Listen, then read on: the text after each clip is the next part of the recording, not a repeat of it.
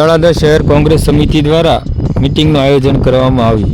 તળાજા શહેરમાં આવનારી નગરપાલિકાની ચૂંટણીને લઈને તળાજા શહેર કોંગ્રેસ સમિતિ દ્વારા આજરોજ તારીખ 11/12/2024ને બુધવારના રોજ તળાજા નગરપાલિકાના કોમ્યુનિટી હોલ ખાતે આ આયોજન કરવામાં આવ્યું, જેમાં ઓલ ઇન્ડિયા કોંગ્રેસ કમિટીના રાષ્ટ્રીય સચિવ ભૂપેન્દ્ર મારવીજી તેમજ પૂર્વ ધારાસભ્ય કનુભાઈ બારૈયા તેમજ તળાજા નગરપાલિકાના ચૂંટણી પ્રભારી ભીખાભાઈ જાંજડિયા, જયદીપસિંહ ગોહિલ, તળાજા શહેર પ્રમુખ ગૌરાંગભાઈ બાલદિયા, અયુબભાઈ દેસાડિયા, જિલ્લા પંચાયતના પૂર્વ પ્રમુખ શ્રી સંજયભાઈ સરવૈયા, રાજભાઈ મહેતા, તળાજા તાલુકા પ્રમુખ પ્રહલાદસિંહ સરવૈયા, તળાજા તાલુકા પંચાયતના વિરોધ પક્ષના પૂર્વ નેતા અશોકસિંહ સરવૈયા ઉપસ્થિત રહ્યા હતા।